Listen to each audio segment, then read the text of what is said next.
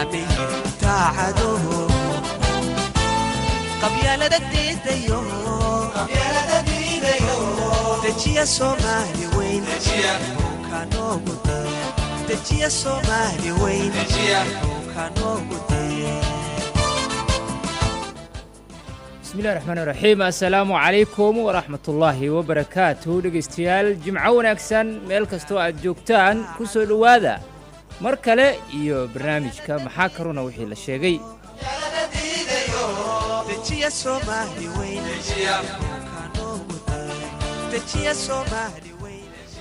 barnaamijka maxaa karuna wixii la sheegay alaaba waxaan ku soo qaadanaa hadba toddobaadkaas qodobka ugu xiisaha badan ee bulshaweynta Soomaaliyeed ay si aad u hadalhayaan haddaba toddobaadkan sida intii warbaahinta la socotay aad ka warhaysaan waxaa soo tarayay maamul goboleedyada oo siyaabo kala duwan ugu dhawaaqayay in ay baal mareen go'aan horay dawladda dhexe ay mowqif isaga taagtay khilaaf u dhaxeeya wadamada qaliijka carabta iyadoo dawladda dhexe ay sheegtay in dawladahaasi ishayaa ee qaliijka carabta ka wada tirsan ay dhaxdhaxaad ka tahay arrintooda isla markaana kaliya ay ka qayb qaadanayso in ay u kala dab qaado balse aysan labada dhinacna aysan ku dhex milmayn balse maamul goboleedyada ayaa intooda badan waxaa haatan ay ku dhawaaqeen go'aan ka duwan kaas oo ku aadan in ay taageersan yihiin wadamada carbeed ee uu horboodayo Sacuudi Arabiya kuwaas oo xiriirka u jaray dawladda Qatar dawladda dhexe ayaa mar kale arrintaasi ka hadashay oo sheegtay in mowqifkeedii hore ee dhexdhexaadnimo weli ay ku taagan tahay isla markaana arrimaha dibadda gaashaandhigga socdaalada dibadda iyo weliba lacagta ay dawladda dhexe kaliya go'aan ka gaari karto maamul goboleedyadana aanu arrimahaasi waxba ka qusaynin arrimahaas ayaan ku falanqayn doonaa sida loo arko maamul goboleedyada xaq ma u leeyihiin in ay dhinac maraan iyagoo ku andacoonaya in dawladda dhexe wax wada tashiya aysan kala samayn go'aankii dawladda dhexe ay ka qaadatay arrimo ku saabsan wadamo caalamka oo ishaya arrimahaas iyo mowduuca ku aadan arrinta qaliijka iyo Soomaaliya mowqifka iska taagtay ayaan maanta ku gorfayn doonaa barnaamijkeena iyadoo ay nagala qaybgalayaan siyaasiyiin iyo aqoon-yahano kala duwan waxaa ka mid ah dadka nagala qaybgalaya Professor Maxamed Cumar Dalxa oo ka mid ah golaha shacabka Soomaaliyeed Daahir Ciro oo ah siyaasi Soomaaliyeed kana mid ah siyaasiyiinta ka soo jeeda maamulka Puntland iyo Axmed Baasto oo siyaasi Soomaaliyeed ah kana mid ah siyaasiyiinta ka soo jeeda Galmudug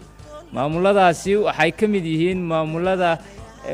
go'aankii dawladda dhinac maray ee sheegay in ay wadamada qaliijka carabta ee Qatar xiriirka u jaray ay taageersan yihiin isla markaana ay xiriirkii u jareen Qatar xilli dawladda Soomaaliya ay mowqif dhexdhexaad ah arrintaasi iska taagtay waxaa barnaamijkeeda la socodsiinaya anigoo Maxamed Axmed Maxamed Jimcaale farsamadu waa injineer Mustafa Cabdi Abshir waa mar kale iyo maxaa karuna wixii la sheegay Soomaali weyn kanoogu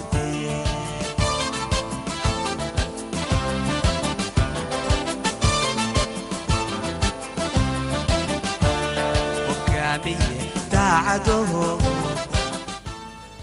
waa tahay saaxiibayaal waxaa naga xusuusin mudan in dhageystayaasheenna gudaha dalka iyo dibadduba ay toos nooga dhageysanayaan dhageystayaasheenna gudaha waxay nagala socdaan mowjadda FM 100.5 megahertz oo Muqdisho iyo gobolada ku geedaaman ay toos nooga maqlayaan gobolada dhexe waxaa toos nooga dhageysanaysaan xarunteena aan ku leenahay magaalada Cadaado oo xarun ku meel gaar ah u ah maamulka Galmudug sidoo kale dhageystayaasha caalamka iyo gobolada aan mowjadda FM 100.5 megahertz soo gaarayn ay toos nooga dhageysan karaan live streamka shabeellenews.com ama radioshabeelle.com halka sidoo kale ay toos noogala jaanqaadi karaan baraha bulshada aan ku leenahay gaar ahaan Facebook ee Shabeelle Media Network halkaas oo caalamka meel kastoo aad ka joogto adigoo barnaamijka ka dhegaysanaya aad sidoo kale noogu soo diri karto fariin ku aadan ra'yiga mowduuca barnaamijka uu ku saabsan yahay. haddaba intaan guda gelin martida iyo aaraadooda ku aadan mowduuceenna maanta aan wada dhegaysanno golaha wasiirada oo ka hadlay mowqifka maamul goboleedyada qaar ay ku hareer mareen go'aankii dowladda dhexe hore ay u soo saartay maxaa ay u cuskanayaan oo qodobo ah ku aadan in dowladda dhexe keliya ay sharci u leedahay in go'aan noocaasi ay qaadato. bismillahi raxmaani raxiim maanta oo ah 21 sebtembar golaha wasiirada ee xukuumadda federaalka ayaa yeeshay shirkoodii caadiga ahaa oo uu shir gudoominayay kusimaha ra'iisul wasaaraha ahna ra'iisul wasaare ku-xigeenka xukuumadda mudane mahdi maxamed guuleed qadar. arrimaha kulanka looga hadlaya waxaa ka mid ahaa amniga qaranka, mowqifka soomaaliya ee arrimaha khaliijka, miisaaniyadda 2018 iyo arrimo kale. ugu horreyn wasiirka amniga gudaha ayaa golaha siiyey warbixin ku aadan arrimaha amniga, sheegayna in xaaladda amnigu ay soo roonaanayso isla markaasna hay-adaha amniga ay laba jibaarayaan howlgallada xasilinta,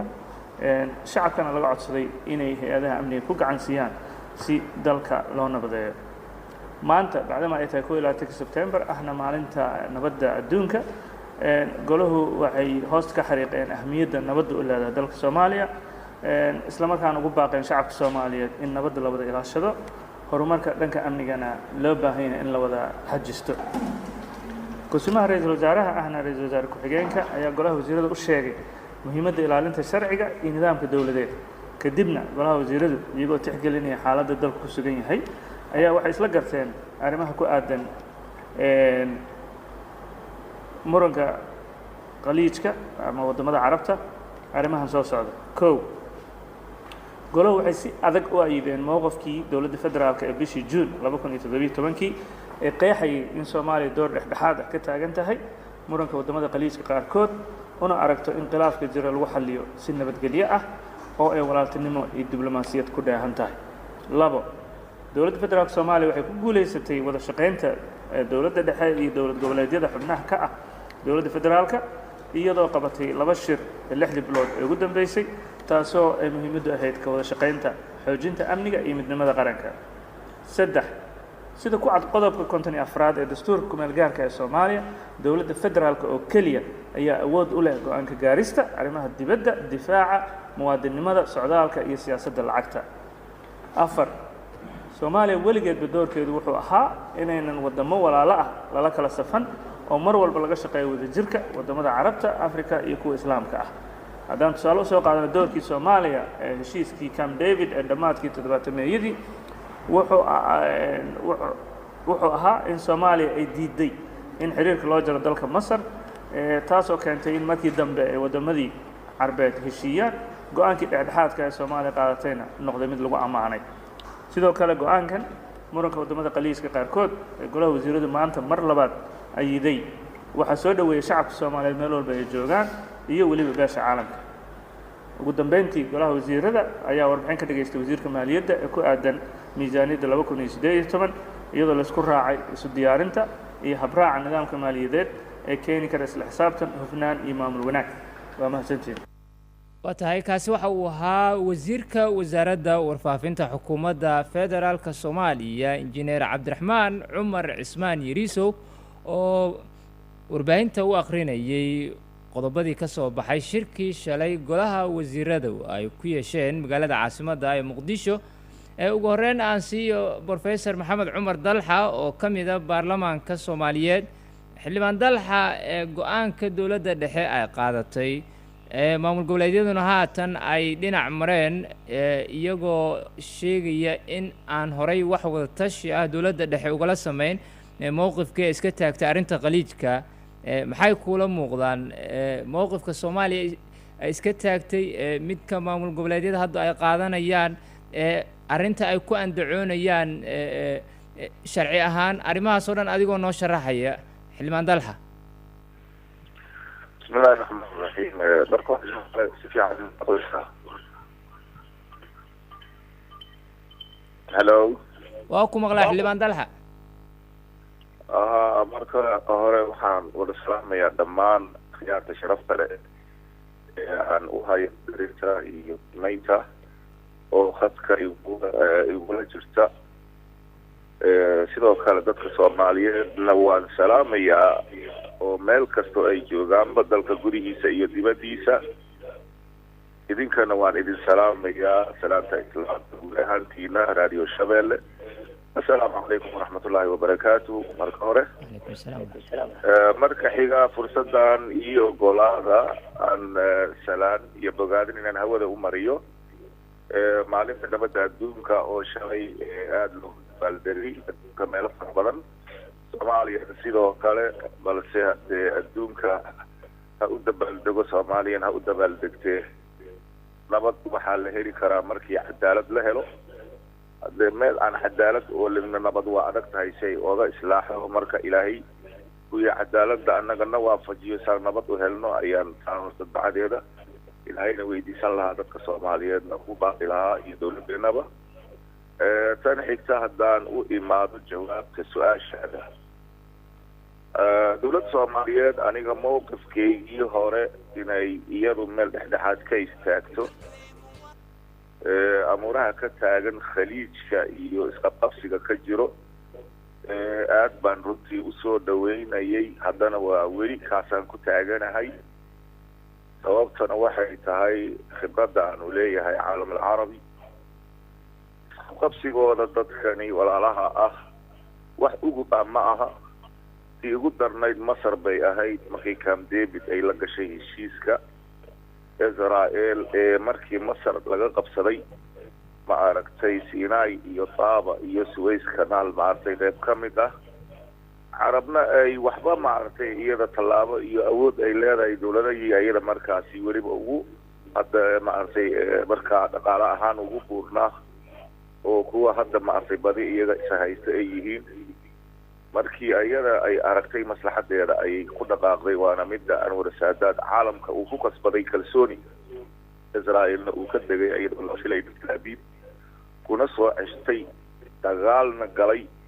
oo maartay 6 Oktoobar oo isaga xoogna maartay dadnimo waxa Masar ay leedahay in adduunka tusay nabadna inuu wax ku keeni karo haddana tusay bilad adduunka maanta ergeesinimo uu ku qaatay si maartay gardarada ku dhintay Soomaaliya waxa ku haray xiriirka kaliya aanan u jarin Suudaan iyo Ammaan magartay iyo Yemen baan u maleynaya maanta annaga kaarkaasi wuxuu noo noqday midka Masar weligeeda annaga ay maartay ciise iyo karaama inoogu hayso waxaana daliil waa beri dhaweyn markuu madaxweyne Farmaajo uu tagay qaahira waxyaabaha annaga aan u dhigtaagayna waxay talow maadaama Masar iyo Saudi Arabia iyo Qatar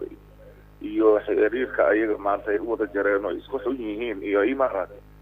madaxweyne Farmaajo ma waxa la soo oran doonaa ku soo biir taxalufkaasi madaxweynaha arrintaasi marna manoo soo qaadin mana isagana hadda nooga soo waramin markuu yimaadna hadda meel xataa si hoose sidaas la soo yiri uu ku yiri ma hayno laakiin calaaqaadkeena iyo Soomaaliya ay soo wada hadeen ay soo arkeen iyo wixii kale ee Masar iyo Soomaaliya u dhaxeeyay baa laga soo wada hadlay taa waxay ku tusaysaa aragtida Masar ee caraboodan siyaasadeeda marka loo fiiriyo meesha ay badi ku soo biyo shubato ay tahay mowqifkeeda danteeda gaarka ah ay iyadu ku xisaabtamaysaa iyo faragelin aanan mar waliba iyada aan dan iyo muraad ka lahayn inay tiraahdo aniga meeshaan ku jiro ila soo jiro ama annaga waxaan qabno nala qab laakiin taa keenaysa ilbaxnimada fog iyo xadaaradda iyo dawladdaas oo ah dawlad way aragnimo ay ku dan tahay dana farabadan kale Soomaaliya wixii kale ay ka leedahay dalalka kale iyadana halkeeda ay yaalaan marka sidaa ay tahay arintu aniga khayrul umuri awsatuha rasuulka sidoo yiri arin waxa u khayr badantii dhexdhexaad mar waliba laga yahay waan aaminsanaa dawladeena inay ku saxsanayd walina waan aaminsanahay laakiin maxaa meesha yaala way kullama talaaba adiga aad qaadid oo guul leh guushaada cabsi baa lagu daraabaa la yiri waxa la dejiyaa istiraatiiji sidii guushaasi aad ku badbaadsan lahayd ee adiga caqabadaha kor imaanaya adiga aad u sameyn lahayd diraasad sidii caqabadahaasi loo baajin kari lahaa dawladdu go'aankaasay qaadatay wayna seexatay dawladuna mushkilad waxaa kaga filan aniga aan aaminsanahay Shabeelle gudaheeda dadka ayada xilalka ee kala duwan ay u dhiibatay ee golayaasha dawladda ka tirsan lama daraad leh ama ha noqoto xukuumaddu ama ha noqoto golaha shacabka ama ha noqoto inta kale ee iyaga ku leh saameyn hay-adaha dawladda oo ay tallaabooyinka ay qaadayaan wax u dhimi karaan dawladda hankeeda iyo hamiga ay leedahay inay meel fog wax gaarsiiso iyadana waxay qayb ka tahay u fiirsasho lahaan waxa ayada hareeraheeda socda oo dhammaan dibindaabyada ah maamul goboleedyada sida ay ayagu nooca ay qaarkooda ay ayaga ku dhisan yihiin ayadoo ilaa iyo min qaran ilaa iyo gobol ilaa iyo degmo ay fidsan tahay maaragtay miinadu dawladdu maalinba mid lagu qarxinayo ayadana aanan diyaar u ahayn inay la kaashato dadkii waaye aragnimada lahaa dadkii wadaniyiinta ahaa dadkii dalkan usoo dhintay ee rafaaday ee dawladnimada meel fog ka raadiyey dadka adduunka sumcadda ku leh ee calaaqaad dawliga iyo midka iqliimigaba leh dadka dalka gudihiisa bulshada ku dhex jira ee xiriirka wacan la leh ee sumcadda iyo qadarinta shacabka soomaaliyeed ee kalsoonida ka haysta dawladdu waxay urursatay dad iyada lugaha jara iyo dad dhagax xiran iyo dad afgoy iyo balcad xataa aan kala garanaynin jihooyinka ay kala jiraan iyo dad ay dawladdu ayaga ka hortaagan mas-uuliyiinta ee ayaga u baahan in wax loo sheego ama la toosiyo oo ayaga hareereeyey sidii weligood bay ahaan jireen madaxda qaranka kuwaasna diiday jaanis inay helaan dadkii allaahuma cala alaqal dhihi lahaa war meeshaan waxaana ka socda sidan ha loo dhaamo ama sidatan meelaas waxbaa maarta ka halaabayeen sidan ha loo hagaajiyo shabeelle arki maysid nin diyaar u ah man wasiiro dawladda ku jiro ayaa wax dhibaya ayaa wax qaldaya cid maanta ee ayaga u turayso ma jirto niman dawladda ku jiro ayaa baarlamaanka sida hadda maanta meesha laga toosin lahaa bay xukuumadda khaldanta ay tahay ilaahay baa iga sarreeya gudaha baarlamaanka ka jiro iyo maamul ahaan iyo nidaam ahaan yacni waxaad leedahay war meeshaan maxaa jira meeshaan miyaanan ahayn meel kitaab maalin inta lasoo dhex dhigay dadkooda lagu dhaariyay habdhaqanka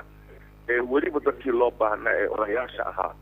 ee hadda ayaga ay nin waliba waxa uu ku kacay u yahay hebel ku xumee hadday doonto ha gubato hadday doonto ha dunto maxaa yeelay waxa qof wanaag iyo samaan mudan ayaa waxaad arkaysaa in loogu bedelayo ihaano xaqiraad dulmi dabarjebin tusaale haddaan usoo qaato oo ummadda soomaaliyeed bay maqlaysaa guddiyadii baarlamaanka ee ayaga la xisaabtami ahaa xukuumadda maanta habka loo sameeyey sida loo dhisay ilaahay baa naga sarreeyay weligayga taariikhda nin baarlamaanka hoosana kusoo jiray baan ahaa guddoomiye ku-xigeen koowaad baarlamaan soo noqday isla markaana ishrar caalami ah ilaa iyo maraykan state departamentyadooda soomaaliya amuuraheeda wax laga weydiiyey arab league matalayay sanayaal ee soomaaliya magaceeda ku dhaafay 22 dal ee uga qaybgelayay shirarka ayaga dadka qaarkii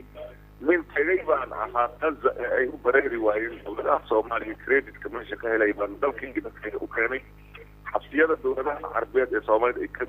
soo daayay waxaan ummadda soomaaliyeed aanu sheegayaa abaalgudka in nalooga dhigay wiilalka baasaboora ajinabi wata in nala yidhaahdo ayaga ha soo bedelaano carabi iska dhaafay soomaaliya saastigay dalka iyo afgooye meelay ka kala jiraan dalka aanan garanaynin marajaa laga qabaa in xiriir soomaaliyeed mid gudaha iyo dibaddaba in dalka agaago gobolkii soomaaliyeed iyo degmo soomaaliyeed ay maanta socdaan wax noocaas oo kale shabeelle haddaan kusoo gabagabeeyo goboladii dalka iyo dadka ma aha ee siyaasiyiin keliya saraakiisha bilaabay xataa qaarkood inay waxay la galaan ay wax qasayaan annagoo maanta 46 xildhibaano gobolka shabeellaha hoose ka soo jeedno ayaanan maalinna lagala tashanin laganala hadlaynin waxa ka socda gobolka shabeellaha hoose xildhibaan dalxa waa kugu soo noqonayaa daahir ciro aan siiyo daahir ciro arrintan ku aadan maamul goboleedyada in ay dhinac maraan mowqifka dowladda dhexe ay iska istaagtay amaba ka istaagtay waddamadan qaliijka ee ishaya waxaa bilowday hooyada maamul goboleedyada puntland oo aad ku sugan tahay deegaanadeeda maamul goboleedyadii kalena inta badan tallaabadaas oo kale ayay qaadeen adiga muxuu kula muuqdaa arrintan cudurdaarse ma noqon karaa maamul goboleedyada arrinta ay sheegayaan oo ku aadan wax wada tashiya inaan lagala samayn mowqifka dhexdhexaadnimo ee dowladda dhexe ay qaadatay halow daahir ciro waxaan filayaa daahir ciro in qadka uu ka go-ay axmed baasto waadna maqashaa halow axmed baasto si fiican waan ku maqlaa haye hore u gal bismi illaahi araxmaani iraxiim waxaan si gaara ugu mahad celinayaa madaxda sharafta leh halkan professor dalxa runtii ah mas-uul soomaaliyeed oo wax la taaban karo dalkan ka soo baxtay aan rajeynayana inta ka dhiman si soomaaliyeed uga baxday inuu kaalin xoogla ka qaadan doono iyo xildhibaanka daahir ciro su-aasha haddii aan ugu laabto waa su-aal maalmahan dambe oo dhan taagnayd oo shacbiga soomaaliyeed dalka gudihiisa iyo dibaddiisaba ay warbixin iyo tala ku kala qaadanayaan intii anigu waxaan u arkaa 57 sannadood kadib oo soomaaliyu meesha ay maraysa la ogyahay dalkii soomaaliyeed ee qarankii soomaaliyeed halka uu joogana aan wada ognahay runtiina ah dawlad soomaaliyeed oo hal madaxweyne leh ayaa dalka ka jirtay burburkii kadib marka la qiimeeyey marxaladda dalka soomaaliyeed uu marayo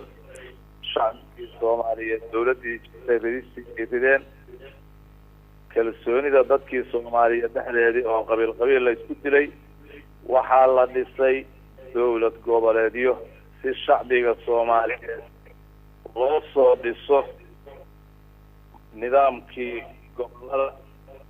si shacbigii soomaaliyeed rabitaan dawladnimo loo baro shacbi soomaaliyeed oo abaabulan oo dawlad jacayl iyo horumarkiisii iyo midnimadiisii raba loo helo ayaa horta maamuladani in gaar loo dhiso oo baarlamaan ay yeeshaan wasiir ay yeeshaan madaxweyne ay yeeshaan sababto halkaasay ka timid waa shacbiga iyo khilaafka dhex yaala burburka dhacay qabiilka loo diriray in shacbigii soomaaliyeed oo dhexdiisii kusoo heshiiyey maamuladaas ayna taageero buuxda siiyaan dawladnimada soomaaliyeed kaalinta ay kuleeyiin ay ka qaataan ayaa horta loo dhisay halka marka maanta ay taagan tahay way caddahay wax aan caddayn ma jiraan dastuurkay ku caddahay maamuladu professorkii iyo daahir iyo intay maqlaysa ayaan hortooda ka sheegayaa dastuurka ka midi markaad akriso 143 qodobada inta badan waxay oranayaan dawladda federaalka ahi inay la tashato maamuladuna mar haddii intaa la siiyey waxaa qodobka 54 ee dastuurka ku qorani wuxuu caddaynayaa in dawladda federaalka ahi mas-uul ay ka tahay iyadu arrimaha dibadda difaaca qaranka socdaalka iyo jinsiyadaha siyaasadda iyo lacagta mas-uuliyaddeeda weliba waxaa layidhi xukuumadda federaalka ayaa leh oo arrinka noocaasi walaalayaal markii sidaa loo caddeeyo dastuurkana ay ugu caddahay inta kalena dawladdu ha kala tashata la yidhi qodobadaasna dawladday khaas u yihiin la yidhi dawladdii iyo khilaaf lagu heshiin waayey iyo wax laysku qabtana dadka soomaaliyeedna aysan maqal meediyahana uusan oolin wada shaqaynta iyo shirarkooduna uu muddo socday anigu waxaan qabaa in maanta go-aankaas lagu dhawaaqo 57 sannadood kadib lagu dhawaaqo go-aan khaldan waxaan u arkaa inaysan mid sax ahayn go-aankaas looma marin waddadii saxda ahayd golayaashii dawladda lama ogeysin waxaan lagala tashan shacbigii la matalayay ee aan sidaan hadda soo sheegay maamul jacaylka dawlad jacaylka la barayo la abaabulayo la wacyigelinayo lagama siin in marka isla markiiba wixii dawladdu lahayd iyo shirarkii caalamka oo qodob ka mid ah qodobadii afarta ahayd ee dastuurka ku qornaa ay madaxdu heshiis ayagoon marin wasaaradii arrimaha dibadda xukuumaddii federaalka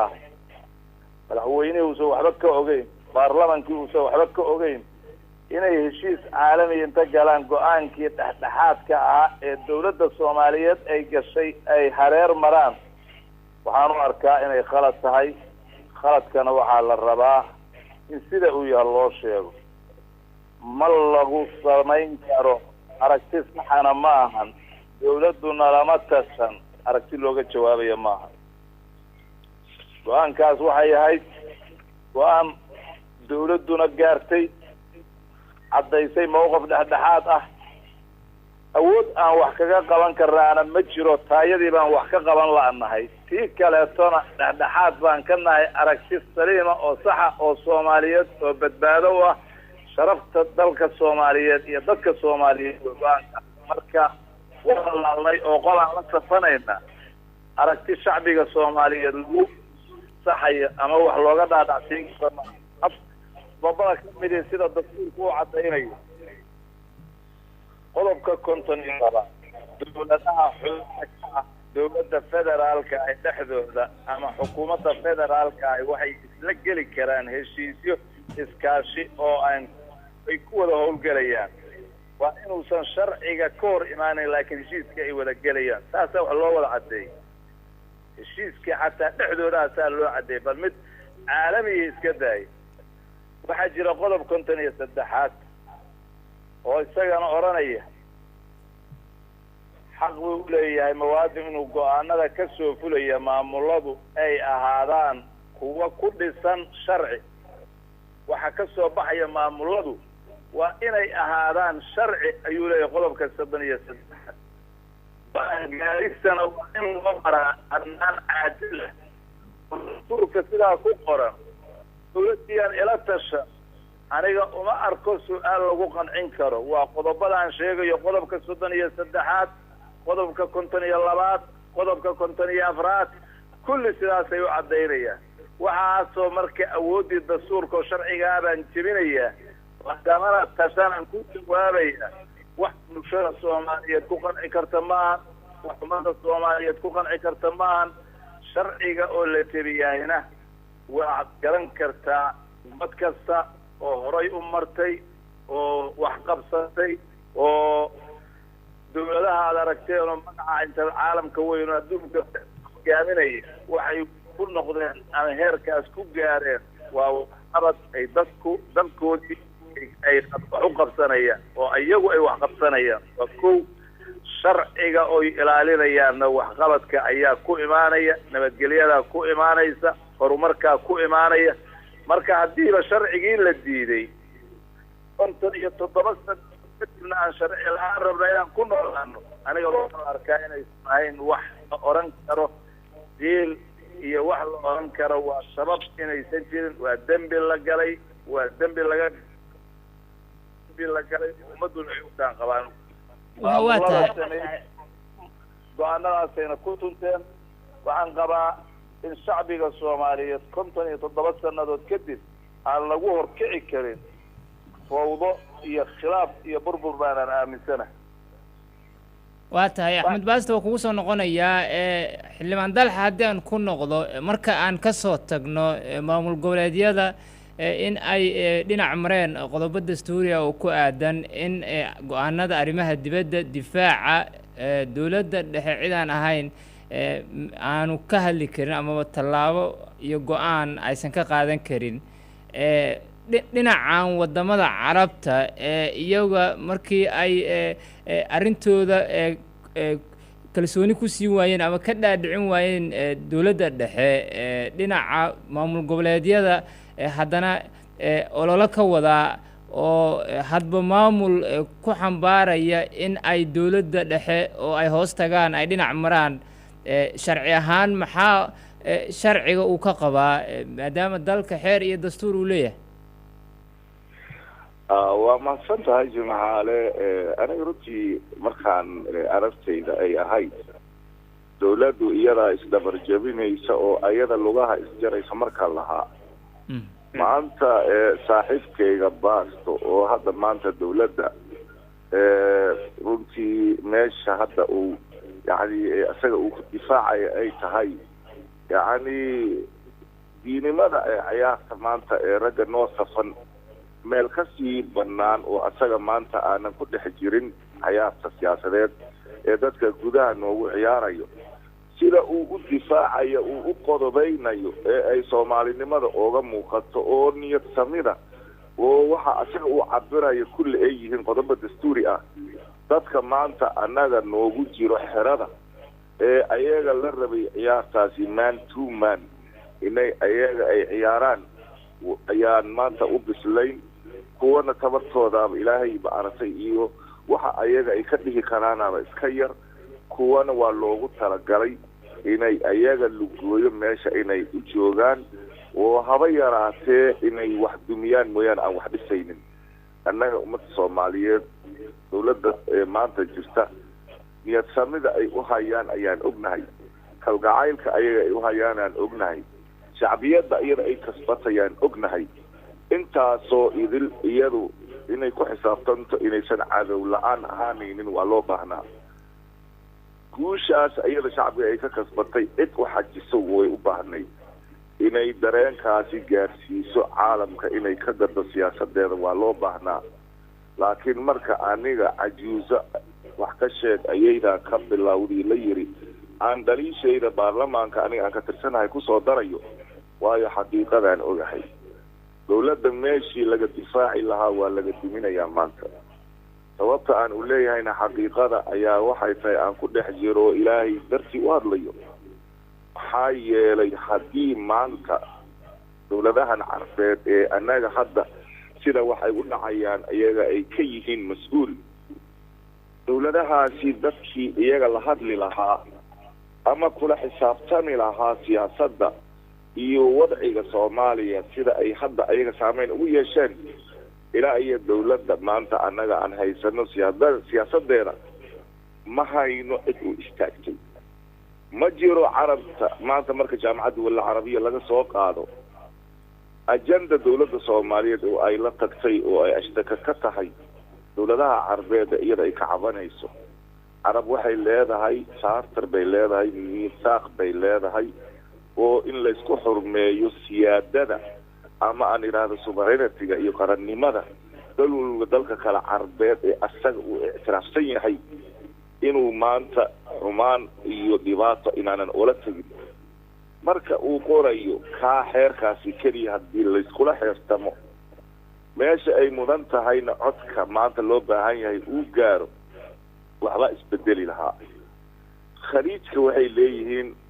amuuro ayaga u gaara oo marka qaar xataa ay yidhaahdaan amuurahani waa amuur khaliiji mana lasoo dhexgeli karo annaga inagu dhacday baxreen anagoo fadhino oo sidaan oo kale xurgub jirtay hala dhexgalo la yiri 22 dal carbeed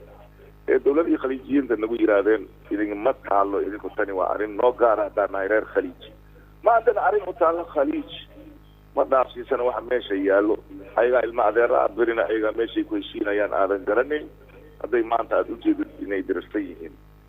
dawladda soomaaliyeed marka aniga meesha iyada ay dhibaatada maanta ee u toog la-dahay waxay tahay war adiga hadiiba maanta culeys uu kusoo saarmay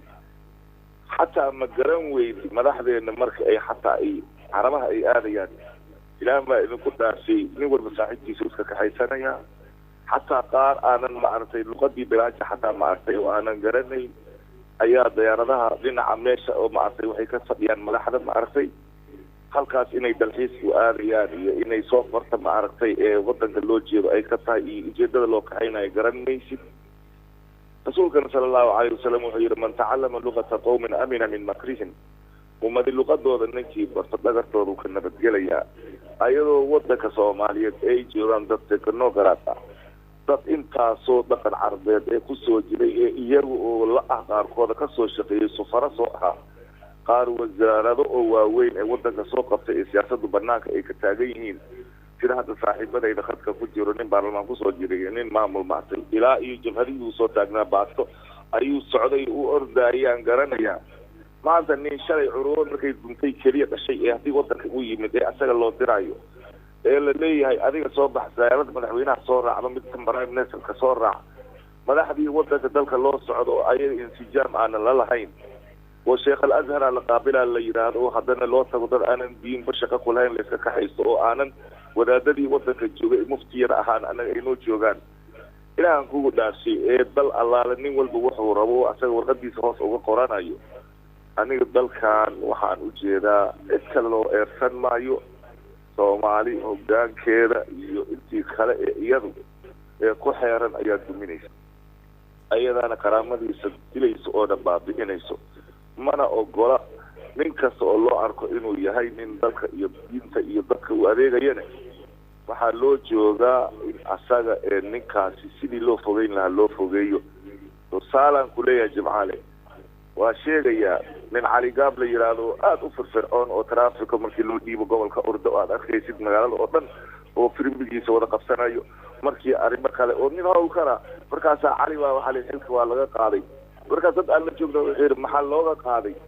mid kalaa soo bado wuxuu yidhi howlkarnimo oo qaranka badbadis ayuu sameeyey marka waxaa waaye ninka meesha loogu abaalgudi lahaa xataa ninka wadaniga ee shaqaynaya oo bulshada indhahooda ay u jeedaan subaxdii waxaa u tegaysa warqad meeshii ninkaa la yidhaahda ammaan kaga timaada waxaa leeyahay kasoo qaada kasoo macsay ama hala bedelo ama macsay nin kale hala keeno maxay ka turjumaysaa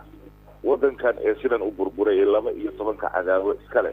oo nimankii indha furan ee dadkii waddanka sal iyo baar ee ayaga garanayay meesha laga soo gelayo meesha laga baxayo haddii albaabka maartay ayaga loo fadhiyo dadaanan waddankaba ka dhaga xiran dhibkiisa iyo dheeftiisa aan kala jeclayn hadday ayaga horboodayaan yaa badbaadinaya qarankan iyo ummadiisa aniga xanuunkeedii hayse waxa waaye aan ku dhex jiro oo aan maalin walba indhahayga ay u jeedaan waxna aan laga qaban karin ayaa waxay tahay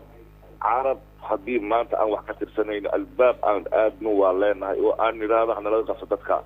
hadday afrika annaga ee maanta ee annaga aan waxa ka tirsanayno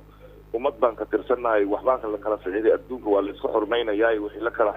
ama wala kala saxiiday waa inaan annaga aan meesheeda aan tagnaa oo aan ka hadalnaa cidda dhibka nagu hayso dagaalama mayna ilan haddii sidaas oo kale igaadaan ee bariga africa annaga ay dhib naga haysto waa inaan annaga codkeena laga maqlaa wadaadika adacful iimaan laakiin haddii adiga meel waliba adiga nin dhagoola ah adiga aad tirahdid adduunka asaga aniga kaasaan aniga ku kalsoonayaan isnaqaanaa ama kaa aniga maartay ma jecli oo aniga maartay antibiotic igu yahay wax kasta uu qaban karo shaqo kumaliyi meesha ah lagaga soo wado hebel ha la iigu bedelo yani calaa sabiili misaal maanta ma haboonin inaan aniga dadka soomaaliyeed u iftiimiyo annagay nagu dhacday after 10 years oo annaga aan 22 dal carbeed annaga ayagana wakiilan jireen iskala dhaafay ee qaraarada soomaaliya laga soo saaro ee dadka crew number 1 aniga fadhiimiska soomaaliyeed ayaa maanta waxayna haysataa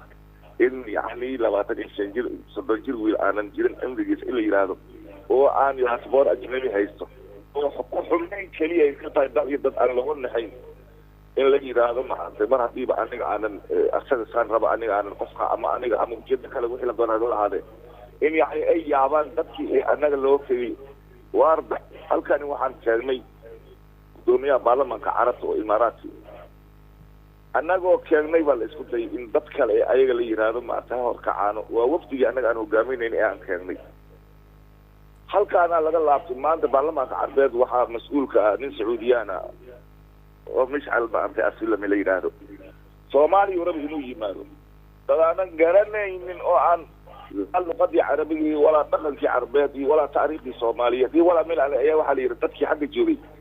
yani waxaan u dirsanaynaa dad kale oo aanan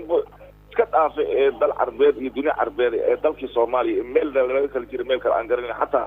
wadamada aan xuduudka la leenahay aanan kala garanaynin anaga iyo carab yani waxa waaye waa intaasi ku xumayn la samaynaayo yani qof loo dan leeyahay qarankii lagu gudgudnaayo mas-uultoobaysa marka inaan annaga calaaqaadkeena dibadda in dawladaha annaga qaar baa waxay ka habsaamaan shirarka marka ayaga loo baahan yahay inay joogaan oo siyaasadii soomaaliya inay ka turjumaan la rabay maba u socdaanba halka iyo yurub iyo maarta iyo reer galbeed iyo waxaa la ordayaa maaragtay meelo kale oo lagu maaragtay tartamaya annaga maba moodidba inaan ka tirsannahay dunidan ee carbeed ee annaga hadda maanta culeyska naga soo fuulay marka adiga aad ku qabsatidna waxay yidhahdaan annagaad naga tagteen annagana haddaad naga sii janjeersateen maxaan annaga aan qaban karnaa noo sheega dowladda imaaraad maanta wax weyn bay dalkan ka tahay ciidamaday tababartaa waa ognahay xiriir wanaagsan baa la leenahay waxay maaragtay maalgelisaa mashaariic fara badan waa leenahay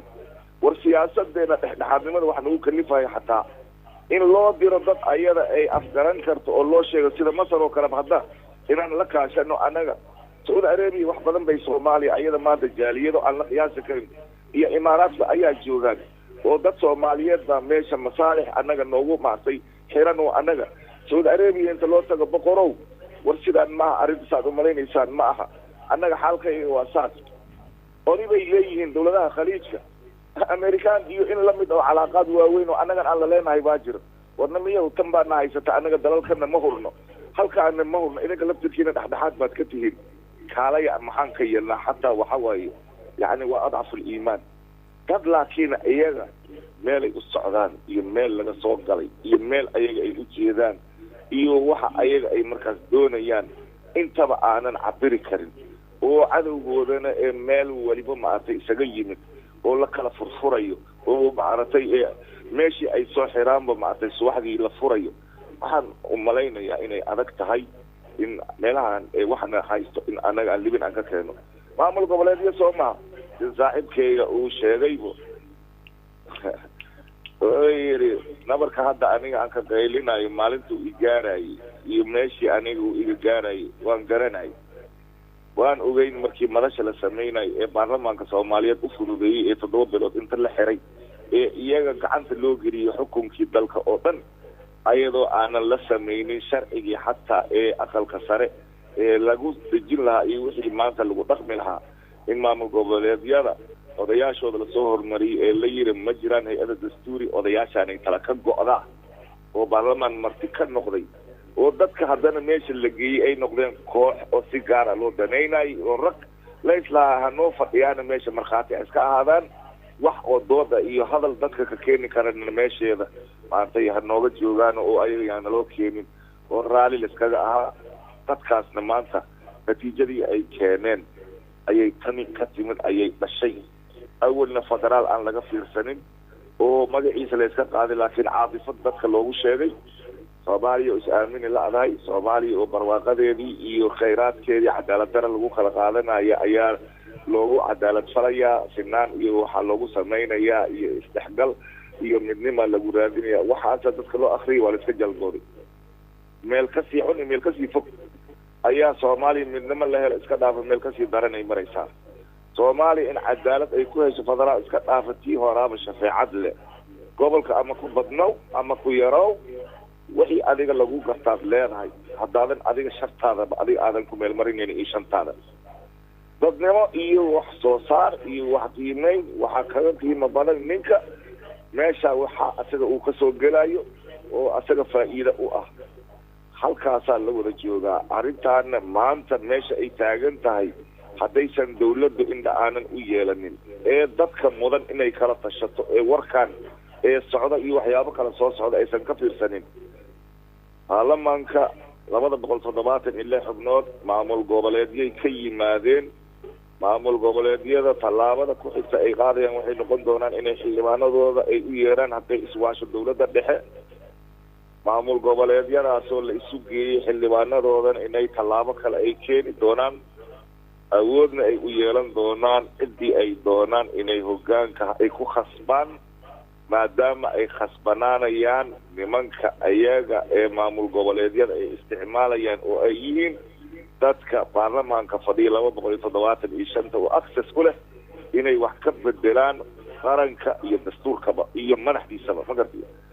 taana cawaaqixumada ka dhalan doonto haddaysan hadda kasii fakerin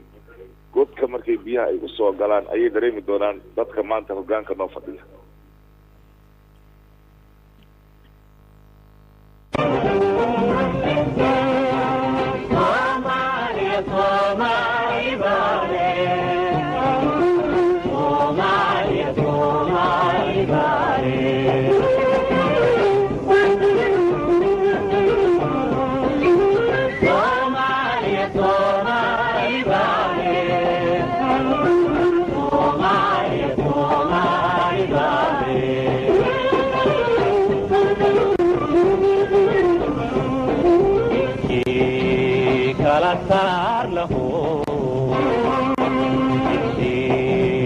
kala sooco midkii si xun u fikiro midkii kala saar lahu midkii kala soocwado midkii si xun u fikiro aday taladii ku tegto sidaad moodaysa mahe warhooy soomaaliya soomaali baale aday taladii ku tegto sidaad moodaysa mahe warhooy soomaaliya soomaali baale bareeda hadday ku warto aasi silciyo dhib gaadho dhammaanteediyo xumaanteed soomaaliya soomaali baale bareeda hadday ku warto aasi silciyo dhib gaadho dhammaanteediyo xumaanteed soomaaliya soomaali baale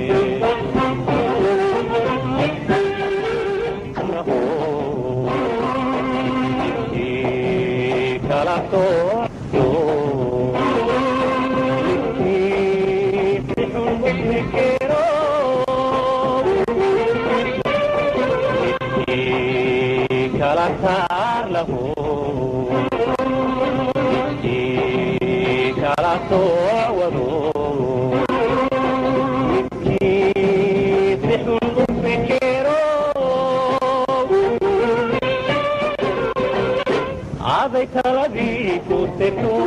sidaad moodaysa mahe warhooy soomaaliya soomaali baale aday taladii ku tegto sidaad moodaysa mahe warhooy soomaaliya soomaali baale bareeda hadday ku warto aasi silciyo dhib gaadho dhammaanteediyo xumaanteed soomaaliya soomaali baale bareeda hadday ku warto aasi silciyo dhib gaadho dhammaanteediyo xumaanteed soomaaliya soomaali baale soomaaliya soomaali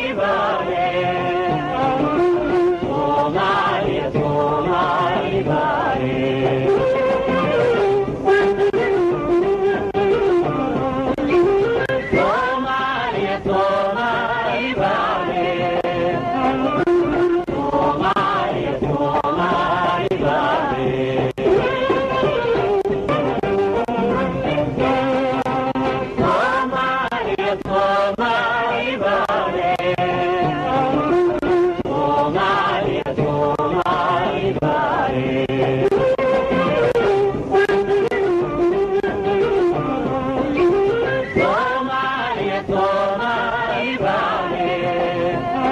soomaaliya soomaali baale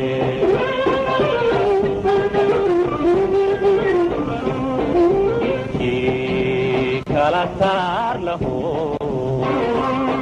midkii kala sooco midkii si xun u fikiro midkii kala saar lahu midkii kala soocwado midkii si xun u fikiro aday taladii ku tegto sidaad moodaysa mahe warhooy soomaaliya soomaali baale aday taladii ku tegto sidaad moodaysa mahe warhooy soomaaliya soomaali baale bareeda hadday ku warto aasi silciyo dhib gaadho dhammaanteediyo xumaanteed soomaaliya soomaali baale bareeda hadday ku warto aasi silciyo dhib gaadho dhammaan inteedii oo xumaantee Soomaaliya Soomaali baale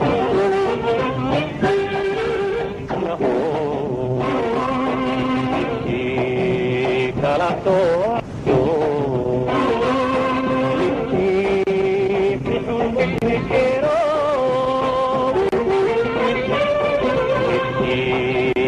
kala saar lahu kala soowado midkii si xun u fikiro aday taladii ku tegto sidaad moodaysa mahe warhooy Soomaaliya Soomaali baale aday taladii ku tegto sidaad moodaysa mahe warhooy Soomaaliya Soomaali baale waa tahay heestaasi Soomaaliya Soomaali baale waxay dhaxtaal u tahay barnaamijkeena maxaa karuna wixii la sheegay dhegeystayaasha doorkooda ayaan siin doonaa goordhow balse Axmed Baasto haddii aan ku noqdo walaaca uu muujinayo xildhibaan Dalxa ee ku aadan in mas'uuliyiinta qaar ee howlaha loo igmado aanay ahayn kuwii ku habboonaa caqabado badan ee xubno hay-adaha dowladda ku jira ay ka jiraan dhibaatooyin mustaqbalka ee xildhibaanka uu ka digayo arrimahaas maxaa kaaga baxaya Axmed Baasto arrimahaas uu sheegay xildhibaanku runtii xildhibaanku in muddo ayuu kusoo jiray siyaasadda dalka weliba 17 sannadood buu yahay wasiir buu soo noqday gudoomiye ku-xigeenkii uu soo noqday baarlamaanka waa nin soo shaqeeya runtii aqoonna leh cod karma ah garan karana meesha wax ka leexanayaan iyo halka laga dabcinayo iyo meesha wax ka lumayaan garan kara weeye xildhibaanku runtii dowladdan cusubi markii ay timid dalka shacbigii joogay oo dhan baa u soo dhaweeyey loogu sacabatumay loo jeclaa loo rabay haddana adacsanaanta iyo culaysaadka muuqda oo maanta aada arkaysahay waa inta uu sheegayo weeye runtii kuma khilaafayo runtii waxaa la rabay hoggaankii iyo taageeradii shacbigeed ee dowladda Soomaaliyeed oo ay haysato halkaa taagnayd wixii la magacaabay waxaa la rabay inay sii laba u jibaaraan oo sare u qaadaan oo kiciyaan oo wacyigelin buuxda ay dadka ku sameeyaan oo dadka si psychology iyo maskixiyan ay hanaan dowladeed wax u geliyaan ma dhicin oo waan u jeednaa waxbaa qaldan waxbaa xoogaa dabac baa jira waa runtiis weeye laakiin sidaasoo ay tahay annaga ummad Soomaaliyeed ahaan ama mas-uuliyad ahaan maanta waan u jeednaa meesha dadka iyagu marayo halka ay taagan tahay shacbigu sida uu yahay dhibaatooyinka iyo abaaraha iyo masiibooyinka dhacay colaadaha jira waxaasoo dhani dadka dalkan u dhashay ayaa ka saari kara ee dad lasoo kaxeeyey oo kale iyo ciidankan dalka jooga wax ay qabanayaan ma jiraan Soomaaliya hadda heestii aad saarteen oo kale runtii oo hadda anigu aan dhagaysanayay oo aan maqlayay oo runtii aragti dheer oo fokaanaysay runtii waxaan u arkaa Soomaali baana markaan naagteen waxay keenaysaa oo ay muujinaysay aragti fog dadka Soomaaliyeed baana rabaa sida heestaasi u cadaynayso annaga ayaa dal kale annaga ayaa Soomaali ummadii adduunkii waa ka harnay meesha aan maraynana waan ognahay hagardaamooyin iyo jilaafooyin iyo lugooyin iyo dabamaryo waa midda dalkan iyo dadkan halkaa gaarsiisay maanta maxaan u baahannahay annagu waa mas-uulkan xildhibaanka oo runtii aragtida fogow ka hadlayna cabirayna dalka iyagu meeshuu marayana cabirayna inaan marka annagu isqaadno oo aan hore u soconno khaladaadka jirana madaxda dalka inaan inta horgeyno u sheegno oo aan ka tala dhiibno wax badanna laga bedelo si dawladdu ay u socoto anigu ra'yigaas waan qabaa waxaa soo haray midii kaleeto oo ciwaanka maanta uu ku saabsanaana runtii iyada haddaan dib ugu laabtana waxaan qabaa oo aaminsanahay dawladihii sheekh shariifka anigu wasiir arrimo guda ayaan ahaa xasanna sidoo kale aan ahaa waxaan intaa kula soo shaqaynaynay dawladahaas oo aan ku taageeraynay maamulkii galmudug ujeeddada iyadu ma ahayn oona kuma aanaan hayn taageero ay nagula shaqaynayaanna ma aanaan hayn laakiin ummadda soomaaliyeed inay hesho dhakhaatiir indhaha u fiiqa waayo dadku markay indhaha ka dhacaanba waan aragtay dhakhaatiir baa la keenaya indhaha loo fiiqaya 2 wiil kadib qofkii araggiisiiba usoo laabanaya haddii ilaahay u kasta dhakhaatiir indha u fiiqa oo mas-uuliyiina in la helo oo dalkan ka saarta mugdiga iyo qardajeexa iyo lugooyada iyo hoggaanka maanta toosisa ayaa loo baahan yahay waxaa marka meeshii halkaa aan ka filaynay oo madaxdii hore aan kula shaqaynayn oo dalka kumeel gaar buu ahaaye aan ku taageerayna sheekh shariif xilligiisii in dalku uu ka baxo kumeel gaar ee uu noqdo dawlad weyn ay dalka ka dhalan runtii waa ku guulaysay hadafkii aan lahayn xasan sheekh baa yimid dawladii baa la dhisay waxbaa la qabtay welise meeshii la rabay lama gaarin haddana dawlad cusub oo kale ayaa maanta joogta inaan ayadana saxno dhibaatooyinka iyo caqabadaha kuwa midaan oo kaleeta ah oo haddeer sharcigii aan waxyaabaha qaladaadka dhacay oo aan u wada jeedno oo aan hore uga soo sheekeeyey waa go-aan khaldan oo qardajeeca oo la hareer maray dastuurkii dalka iyadana inaan sida ay tahay u sheegno aragtida ay tahana aan ka qaadano si loo saxo dadka waxaas galay ay uga laabtaan ummaduna ay wadadoosa u qaado ayaan aragtayaan anigu aaminsanahay waxaan hadalkayga runtii ku soo jeedinaya maslaxad dadka laga leexiyo wadadii toosnayd oo lagu furo lugooyo wax dani uguma jirto dadkani way soo baaba'een way soo burbureen maanta nolol yar iyo iftiin yar baa jira iyadaas aan kaashano oo hore aan u soconno aan ka dayno hagaag iyo lugooyo iyo shar la diidaa waayo aragnimadeed iyo khibradeedii waa soo marnay nooguma dhinno soomaaliduna way maamaado waxay tiri ruqa ninkii kicin lahaa oo lugta kaga taagan yahay ma istaagayso dawladdan intii lagu taagnaan karaan ku taagnay intii wax jiidi karaa la jiiday ummadda inta dib soo mari kartay soo martay maanta sida ummadaha adduunku u nool yihiin inaan u noolaano oo dawlad soomaaliyeed iyo qaran soomaaliyeed oo hayala u jiro raadino sidii ummadana ay uga bixi lahayd dhibka iyo lugooyada madaxda gobolladana waxaan leeyahay 3 dawlad goboleed ee go-aankaas qaatay fikirka ay qaateen wax maslaxadii shacbiga soomaaliyeed maanta uguma jiraan waa go-aan abuuraya burbur iyo lugooyo kale maahane go-aan sharci ku salaysan maaha dastuurkuna wixii ummaddu ay ku heshiisay jamhuuriyadda federaalka ay samaysato dastuurkaas kumeel gaarkaa aan ku qornayn cid mas-uuli hadday keenta ma laga yeelayo waxaan leenahay wixii warqadaas ku qoran 143 qodobii ummaddu ay samaysatay sida aan sheegnay u cad ayada aan qaadano maag dambe iyo lugooyo dambe cid ogolaanaysa ay ma jirto aan sharcigaas wixii uu yahay raacno wixii uusan hayna aan iska dayno dalkan iyo dadkaana sidii ummaddan ay uga bixi lahayd dhibaatada aan ka fakarno maslaxad waa mujtamac maslaxad lugooyahay maantay qof qaadi kara iyo dal qaadi kara iyo dad qaadi kara ma jiraan hadday ay madaxda dawladda wasiirada sida dalxa u sheegay qaarkood aysan waxba qabanayn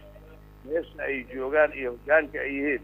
madaxda dalka inta u sheegnay nida kuwani waxba ma qabanayaan hala bedel qof kursiga xaq u leeyahay ma jiro qof keligii aan wax qabanayn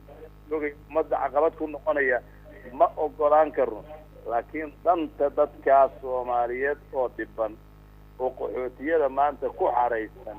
oo qaar colaada ay ku jiraan oo qaar ay tahriib ku jiraan ay ku taalayaan qaarna kaamamkaan aragtay oo geedka la yidhaahdo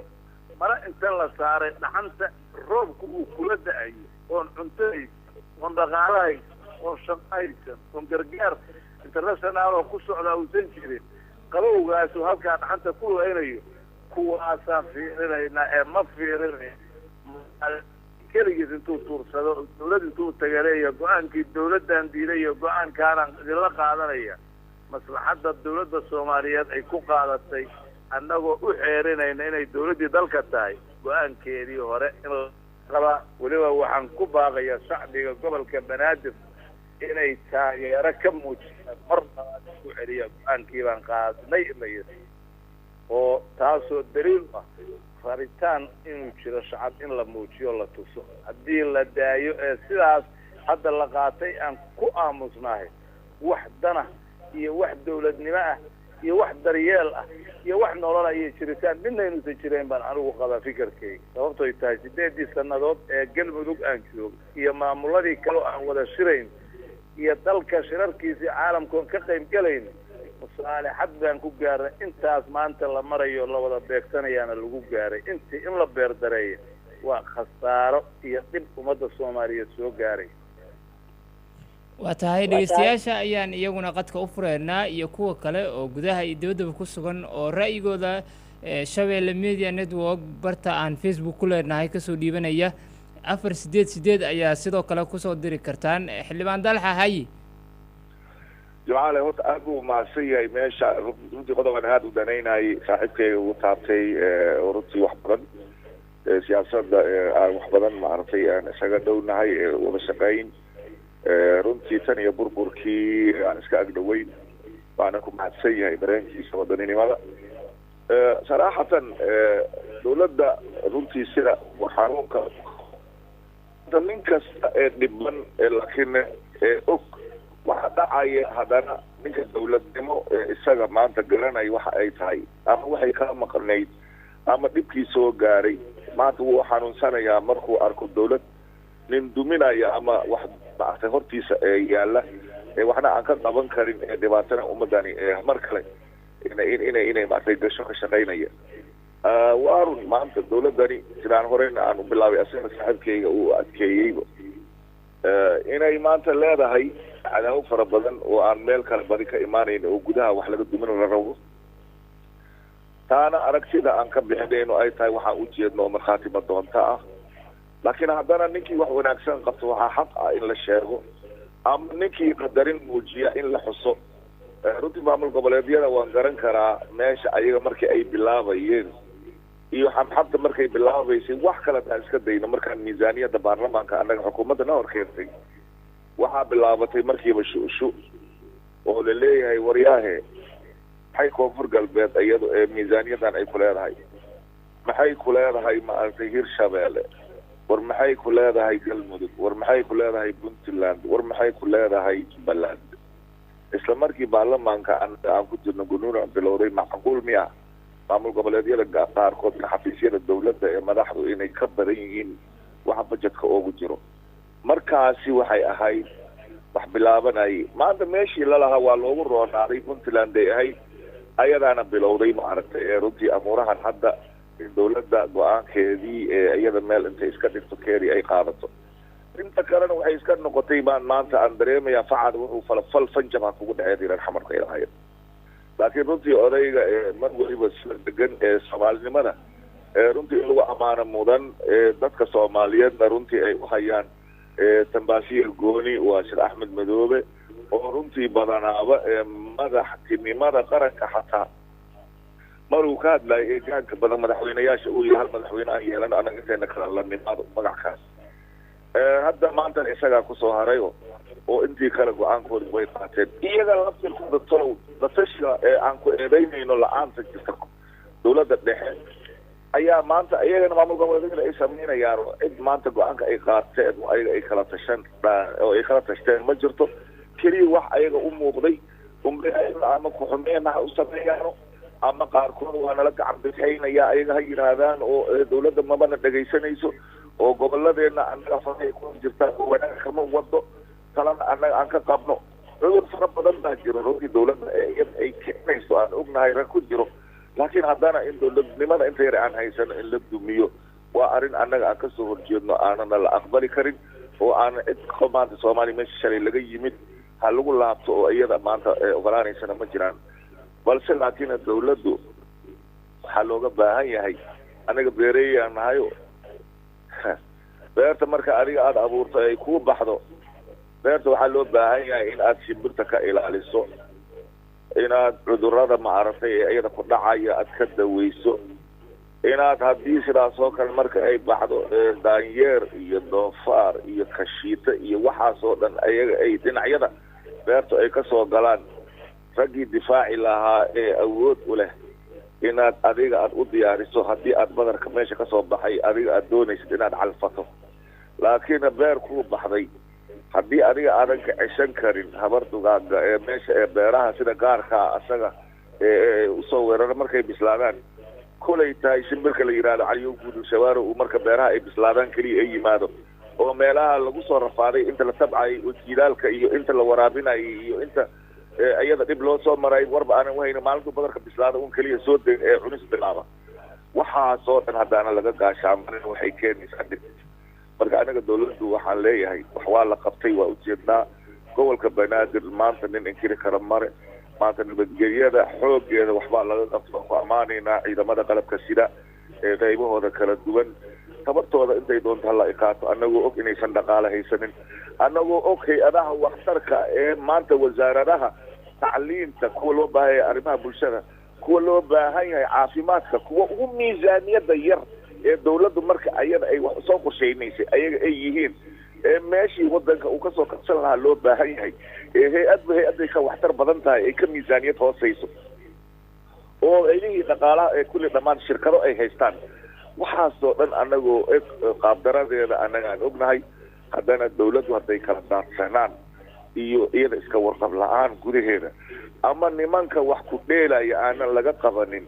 nimanka ayaga dad naceeb iyo ku abuuran colaad gaar ee ayaga ama tartan gooni ah ka dhexeeya dartooda ay dawladda ay u duminayaan dadka niyadda fiican ee dawladda u hayo niyad samira ee ayaga 24 saac ay iyaga ay hor taagan yihiin dawladdu iyadu haddaana isa sixin wax ma sixi karto waxay sameyn leenahay ha usoo noqdaano ayagana caqliga saliimka ah yaynan eegin dawladda dhexe khaladaadka hadday wax ka tirsanayaan in la wada fadhiisto la wada hadlo waa halkooda laakiin dalka yaan la duminin baan leenahay xildhibaan dalxa arrintiis weydiinta mudan waxay tahay golaha shacabka oo dhammaan maamul goboleedyada xubnahooda laga soo doortay oo halkaas ergooyin ay ku soo doorteen arrintan cakiran maxaa dowr ah ay ku yeelan karaan ama ay ka qaban karaan wallahi waa runtaan soomaalida horta tala la helaaba waxaa la yidhi maxaa la dhihi jiray wax la hel annaga baarlamaanka aniga aan ka tirsanahay marka aan ku lahaa cajizo wax ka sheeg ayaydaa ka bilowda la yidhi adaad baarlamaanka inuu oday ka yahay laftirkiisa sixitaan adag uu u baahan yahay weliba madaxweynaha jamhuuriyadda soomaaliya asagaa sharci ilaaliye ah hay-addii golaha sharci dejinta inay wax saxda la rabi hadday ayaga sixitaan ay u baahato waxa waaye dawo kortay waay baarlamaanka wuxuu u baahan yahay in lasoo dhex galo baarlamaanka wuxuu u baahan yahay in lala xisaabtamo baarlamaanka wuxuu u baahan yahay in dib u eegis lagu sameeyo baarlamaanku ma aha meel monarkiya wixii la rabo in laga sameeyo oo baarlamaanka asaga laftirkiisa loo isticmaalo duminta maartay ee dalka iyo dadka ee qaarkood waxyaabaha iyaga ay ku kacayaan ama shakhsiyaad baarlamaanka ku jiro oo ayaga aanan sida saxda ah oo aanan xildhibaanada sharaf bay leeyihiin magaca dalka ayagaa maanta uu ku baxay har iyo habeen dhibka ay soo mareen waa la ogyahay xinjirtooda ayay ku fadhiyaan dadka qaarkooda kuraasta ay heleen waana dad maanta u baahan keliya inay helaan sharcigii iyaga loo idmaday inay fuliyaan inay ku dhaqmaan awoodii ay u lahaayeen inay helaan laakiin baarlamaan markii rabo shaqadiisa madan loo wareejinayo baarlamaan markii rabo shaqadiisa maamul goboleed loo dhiibayo baarlamaan xataa haddii warbixin asaga uu wado oo uu doonayo inuu dalka iyo dadka ugu waramo wixii asiga xog ah uu leeyahay ee la hor istaagayo baarlamaan guddiyadii isaga uu ku dhaqaaqi lahaa ee adimadiisa ay yihiin dad aanan iyaga aan wahayn maaragtay jeebka lagala soo baxayo baarlamaan dhexdiisa laga kaambeyn garaynayo ee la dhahayo baasto maaragtay yaanan noqonin maaragtay xil maaragtay meeshaasi ayuusan ninka meeshuu mudnaa الرجل المناسب في المكان المناسب ama a right man in a right position xilka wadanka uu ka qaban lahaa dagaal lagu qaadayo oo ninba ninka asaga uu ka liito si aniga anaa meesha ku keeni loo yiraahdo ee lagu tartamayo in nin walba qof uu keensado ama qabyaalad ama ma aragtay nin tooxsi ama marmarka qaar wax aad ku dhihi kartid afka iyo qalaadka discrimination wax u eg xataa marmarka qaar ee baarlamaanka nidaam beeleed baa lagu fadhiyaa 4.5 oo awalba aan fiicneen baa lagu yimid awood qaybsi baa meesha ma aragtay ayaa yaala walihii wasiirada kama shaqaynayo safaaradihii kama shaqaynayaan kama shaqaynayo guddiyadii baarlamaanka ka shaqayn maayaan ummadii nin walba cugdad baa meel la geliyey waxa samaynayaana waa dadka ee talada lagu aaminay ee ummadda awoodihii la siiya awoodo kale ka baxsan isticmaalaya amuurahaasoo dhan baarlamaanka ha laga bilaabo fulinta ha la dhex galo garsoorkii oo ku cabanayaan haddaan xataa annaga cadaaladana lagu eedeynayo mid haddaan wax xukumno fulin ma jirto ciidamada ha la dhex galo waxay ka cabanayaan ha la arko dadka sida khaldan ee ayaga maamulada gobolka ee ayaga wax u maamulaya ama dhibaatada ka wada ayaga iyo dadka wixii ayaga ay ku kacayaan ha loo fasiro war bulshadu ha isdhex gasho dawladdana dadkeeda ha ka warhayso ayada ha iska warhayso nin walbana wuxuu istaahilo waddanka ha ka noqdo laakiin haddii kani waa saaxiibkayga kani waa anigaa beri isgaran jirnay kan anigaa neceb kan anigaa jecel kan ma aragtay aniga ma arki karo kan anigaa ma aragtay wata iyo waxyaabaha socda qaarkood aan ka soo daalnay walaalayaal dadkaan la-aan ma haysee laakiin waxa dhibkana haysto waxa waaye hoggaan xumaan hayso oo mar waliba annaga talada haddii mid toosan yahay mid kale dabar jabinayo waddankan haddii ilaahay ka noqdo waa nagu filan yahay hal gobol keliya maanta gobolkan shabeellaha hoose ugu qaabka daran wallaahi wabilaahi ummadda madaxa la isu gelinayo dadka soomaaliyeed qabiil baa maanta la yidhaahda ayaa gobolka shabeellaha hoose ii dhibmay isfaham la-aan unbaa ummadaasi udhexaysa ama mid biyo ahaan ha noqoto dad maanta nin soomaaliyeed diidan ma jirto laakiin qaska dhibka shiddada waxa ka dhex wada waxa waaye dad awood dawladeedna sheeganayo nidaam oo ayaga khaldanna meel ay kala yimideen ayaga iskuulka dhex jira ummadii dadkii maalin walba colaad iyo shiddo meel walba fidna laga abuuro waa ka galmudug maalin walba xeraala la isku haysaa bal macdanta ku jirta maloo sheegi kartaa xeraala la isku haysto maxay la degi weyday dad unbay dan ugu jirtaa meel kasta soomaaliya dad baa sabdiir u haya iyaga in laysku mashquuliyo ummadii baa loogu talagalay dhulkii khayraadkii manoo degana dhulkii kale soomaaliya ee maanta iyada ay ku negi lahayd manoo degana dadkii soomaaliyeed isma diidana waa loo diidan yahay ama marka si kastaba ahaada ama waa la isu diidan yahay marka waxa waaye caqli baa loo baahan yahay iyo dadnimo waxa waddankan la degayne waxa uu shisheeyaha maleegayo ee dadka lasoo adeegsaday baa ka badan mar walibana waxaan dareemaynaa in dadka wadaniyiinta ee waddanka wax u geli lahaa inay marti ka yihiin dadka aqoonta ehelka u ah inay waddankan ay badbaadiyaan marti bay ka yihiin dadkii gobonimada keenay ee Israel ayaa caruurtooda banaanka ku dacdaran oo aan qofna qiimaynin kuwii 77kii lugaha ka go'ay ee ku jira ma aragtay xeryaha meelahan ee maanta isbitaalada daadsan baanan cidi fiirinaynin dadkii Soomaaliyeed ee niyad samida dawladnimada u hayay baanan qadarin haysanin maalin walba ninka sanka taagay ee kibray ee dawladda ka soo horjeeda ee khayla iyo qaaq wax ku raadinaya ayaa la qanciyaa wax la siiyaa maadii macnawi isaga muuna loo yeelaa marka haddaan isku dhiirigelinayno xumaha oo ninka san aanan lagu qadarinaynin samaantiisa oo ninka aqoonta leh dadnimadiisa iyo aqoontiisa iyo akhlaaqdiisa lagu xushmaynaynin haddaan ninka wadaniga ah wadaniyadiisii asaga lagu abaalmarinaynin haddii ka nabadda jecel aan nabadiisii isaga ku helaynin wanaag haddama waxaan wada noqonayna dad dhammaan isku qadariya xumaan ee kulli qaylo dagaal muran si ayaga loo arko oo ama ay wax u noqdaan isku soo saara marka waddanka yaan loo jiraynin dhaqan xumada inay noqoto mid ka qiimo badan dhaqan wanaagsanaanta ama dadnimada ama waxa ilaahay wanaagga uu ku sheegay ee diin iyo iimaan loo baahaya in dadka maarta dalkooda iyo dadkooda inay ku hogaamiyaan ama ayaga ay ugu adeegaan waa tahay dhegeystaha ugu horeeya ayaan siinayaa anigoo tixgelin doona dad badan oo araadooda lambarka gaaban 488 noogu soo diray qaar kale facebookga Shabeelle Media Network ee commentiga ka soo dhiibtay ama qoraallo noogu soo diray waxaan siinayaa qofka ugu horeeya qadka ku jira halaaw assalaamu calaykum wacalaykum salaam magacaada walaal magacaygu waa maxamed xasan waxaan salaamayaa xildhibaanka qadka ku jira iyo wasiir baasto oo aad aan ugu mahadcelinayo sida ay uga qayb qaateen waxaan u malaynayaa wixii laga hadli lahaa horta ayaa ka hadlay sida xildhibaanka wax uu reebay ma jirto waana xaaladda iyo maanta waxa maanta dalka ka taagan sidaa weeye kolleyba annagu waxaad ku dari lahayn waan dhegeysanay warkiisana waan ku qanacnay wixii caloosheenna ku jiray oo aan rabnay inaan ka hadalno horta xildhibaankaas si fiican u faahfaahiyey maanta xaaladda dalku ka jiro ama xaaladda sida ay tahay situationka maanta cid kasta way og tahay horta waxaan isweydiin lahayn annaga haddii aan rabno inaan dawlad waddankan oo dhan xukunta annaga xuquuqdayna ilaalisa haddii aan rabno horta waddadii dowladnimo ma haynaa ku sugannahay ma isku waafaqsannahay horta su-aashaasaa taagan waxaad moodaa maanta siyaasadda dalka taagan ama dowladnimada waxaad moodaa saaka arrin ganacsi oo ganacsi weliba si shaksiyan camal in loo raadinayo qofka maanta raba inuu siyaasadda soo istaago ama raba inuu hoggaan qabto ma ka go-an tahay inuu dalkan wax ka bedelo ummaddan dhibaataysana inuu wax ka bedelo ummadda nasarkeed diyaar ma u tahay qofka hoggaanka u ah oo raba inuu u shaqeeyo diyaar ma u tahay inay si saxa ula shaqayso haddii uu qaldan yahayna ay qaladka ka qabato tiraado qaladkan ka joog horta dhibaatada maanta meesha taagan xaqiiqda sidaa ma aha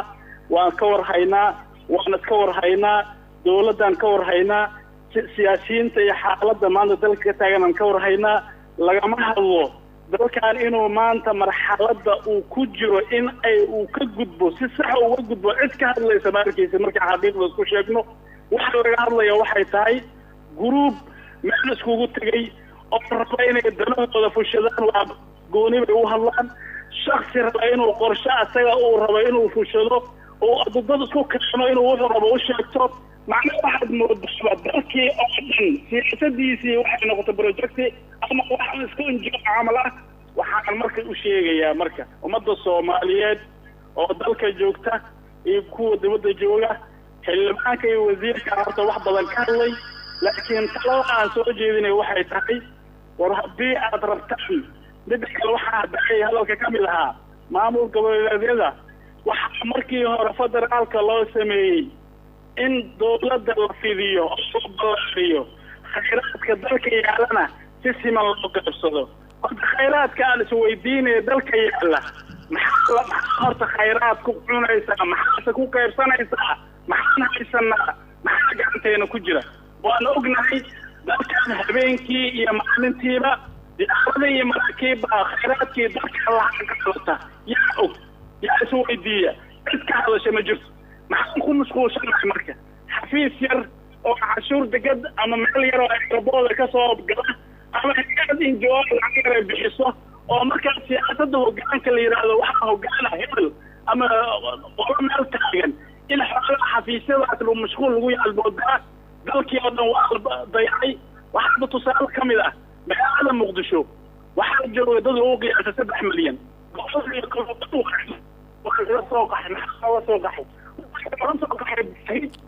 waa tahay waa kaga mahad celinaynaa walaal ra'yigaada wanaagsan annagoo jecel in dhegeystayaal badan aan siino oo qadka aada usoo buuxdhaafinaya aad baan kaaga mahad celinaynaa ra'yigaada aadka u wanaagsan dhegeystayaashana ka codsanaynaa si waqtigan u beeqaamsano in mawduuca ay nala dhowraan oo mawduuca un ay ku ekaadaan ra'yigooda qofka xiga ee qadka ku jira halow السلام عليكم. وعليكم السلام مقعد ولد شريف حسن oo jooga degmada Afgoy. haye Sharif wala socotay barnaamijka sifiican jamaalo waa soo dhaweynayna talaabada dawladda ay qaadatay aan taageersanahay kuwa maamul goboleedyadana waxaan kula talinayaa aan ku dardaarmaa inay dawladda ay ka dambeeyaan ayna ka warsugaan wax allaala wixii dawladda qaad inay taageeraan aad baan ka mahad celinaynaa qofka xiga halow هلاو وتاريخياش waxay naga soo wici karaan 85 15 9 iyo 2 waa 85 15 9 iyo 2 qofka xiga halaw waa ku maqlaa walaal magacaada halaw magacaada waa tahay qofkaas waa ismaqlaanahay dhegeystayaasha Facebook Shabeelle Media Network noogu soo qoray fariimaha waxaa ka mid ah Maxamed Saadiq Cabdi Samed waxa uu yiri walle Professor Dalxa dalkii waa ka deeriyay ayuu yiri dhegeysto kale isna waxa uu leeyahay waa idin salaamay bahda shabeelle waxay ila tahay raallahada waa tahay qoraalkaas waxaan filayaa in saaxiibkeen aada uu isugu dardaray qof kale ayaa waxa uu leeyahay bahda shabeelle waa idin salaamay anigu waxay ila tahay dowladda dhexe go-aan in ay ka soo saarto dowlad goboleedyada khilaafay go-aankeedii dhexdhexaadka ayuu dhegeystahan isaguna leeyahay fariinta gaaban ee 488 dhegeystayaal badan ayaa iyaguna noogu soo diray ra'yigooda xuseen oo jooga hodan haddaan guda galo awalba maamul goboleedsiga waxaa loo sameeyey burburinta midnimada ha laga laabto nidaamka qaldan kan saxda ah ha la guda galo waa ra'yigiisa waxaa ka mida dhegeystahan oo isna leh magaciisa cali cabdulaahi oo jooga muqdisho waa sax hadalka wasiirka waa in loo hoggaansamaa amarka dowladda waa tahay waxa uu leeyahay dhegeystahanna bahda shabeelle waa fu-aad faarax jimcaale soomaalidu waxay caan ku noqotay madax afmiishaaro ah oo marka ay hadlayaan saxaafadda aada moodo ninka madaxda inuu wax walbo asaga ogyahay isuna ekeysiiye in uu wax walbo qaban karo markii laga joogo muddo 2 bil ahna aada moodo warkiisii meel shalay ay dabeel martay waa ra'yigiisa dhegeystaana waxa uu yidhi assalaamu calaykum bahda shabeelle waa abaadir ibraahim oo jooga madiina shariif xasan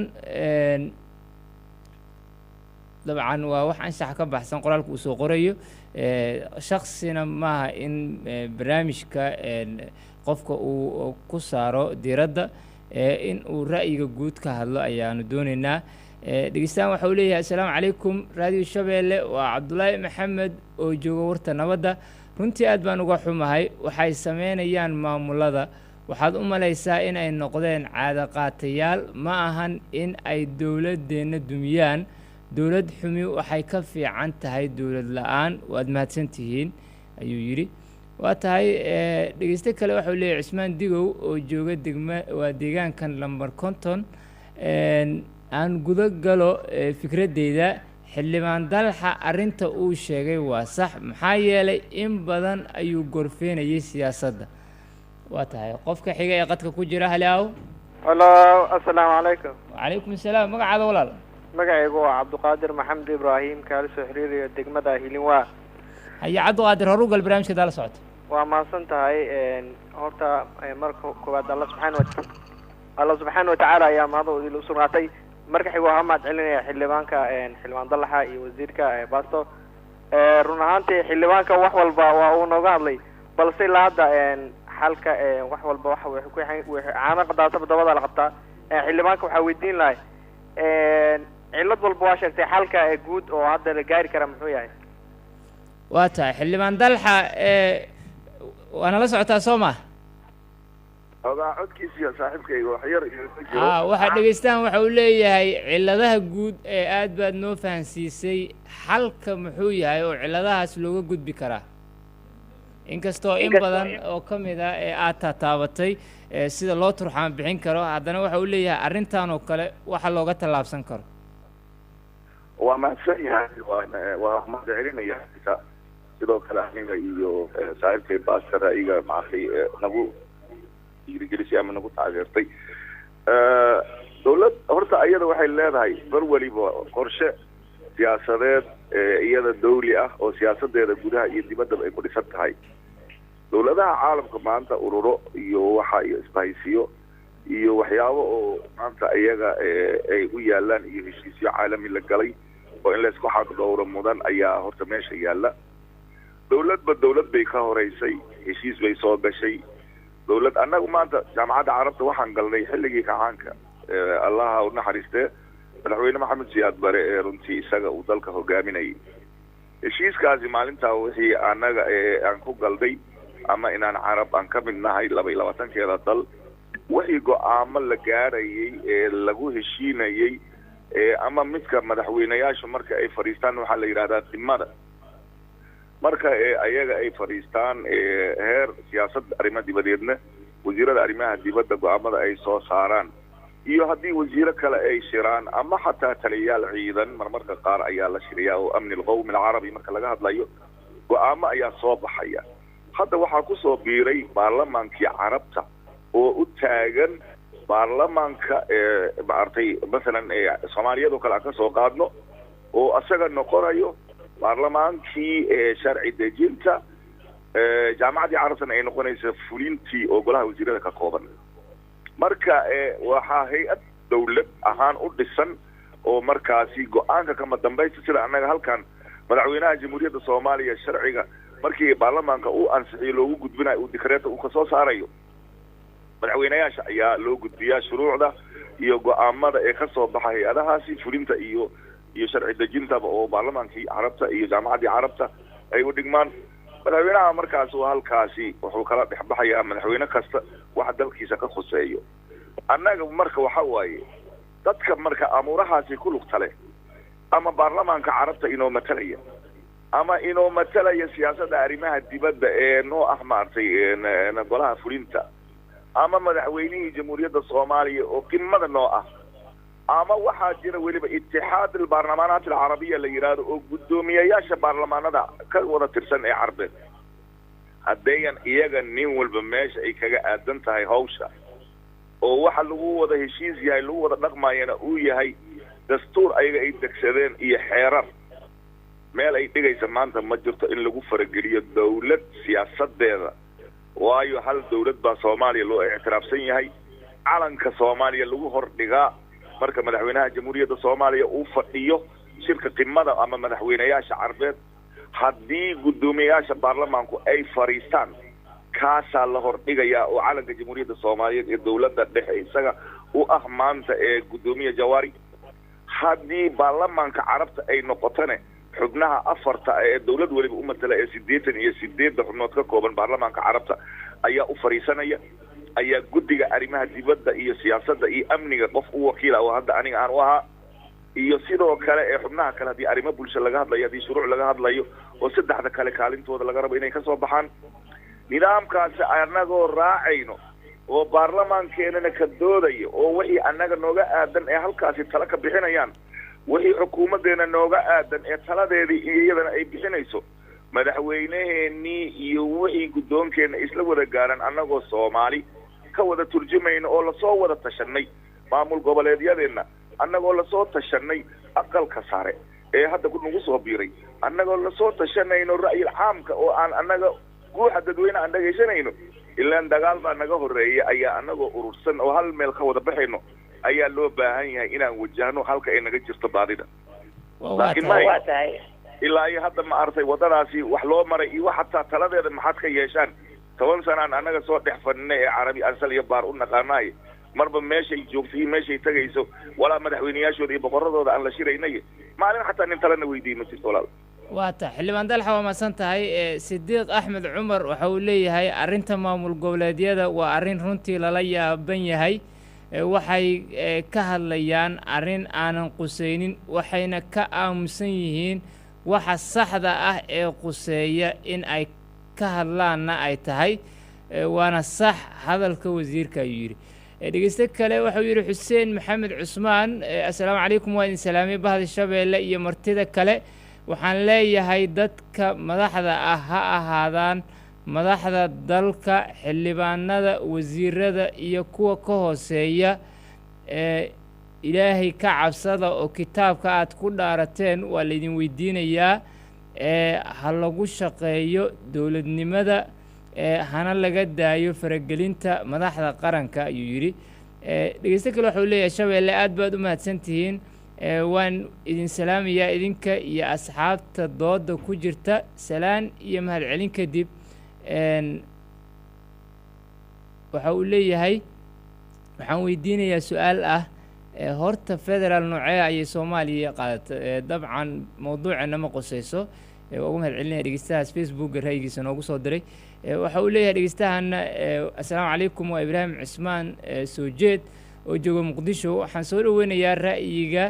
iyo go-aanka dowladda waa in lagu taageeraa waxaan leeyahay maamul goboleedyada war shacabkiina u hiiliya oo sharafka qarannimada noo ilaalsha tan kale waxaan xildhibaan dalxa weydiinayaa ma jira miyaa sharci ciqaabeed ee qabanaya maamul goboleedyada hadday qalad galaan xildhibaan haye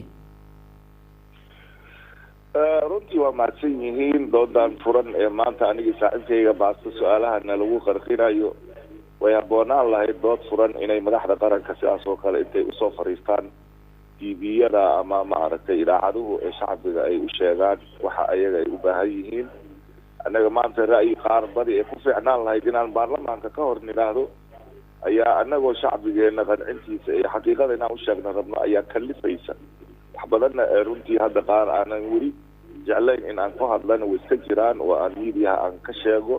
ee aan la sugi doono maalinteeda iyo meeshay ku habboon tahay runtii maamul goboleedyadan marka la sameynayey iyo qaabka loo sameynayey iyo sida la rabo inay ayaga ay u shaqeeyaan waxaa baarlamaanka soomaaliyeed uu ka ahaa marti baarlamaanka soomaaliyeed taan hawshiisa aan idinkugu waranay markii la rabay amuurahan inay ay ka hadlaan ayaa waxaa lasoo hormariyey madalshii oo ayada maamul goboleedyada madaxdeedii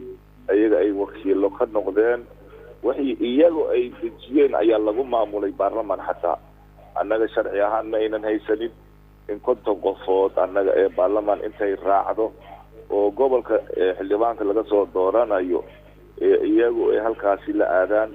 in lacago xildhibaanka inuu bixiyo markii isaga isdiiwaan gelinayo iyaga la soo saaro aqalka sare ha noqdo ama golaha shacbiga ha noqdo amuurahaas oo dhan ama go-aanadii iyaga ay isla gaarayeen ee wada tashi ama markay iyaga ay dibadaha isla wada aadayaan wixii ka soo baxo oo baarlamaan aanan la hor keeni jirin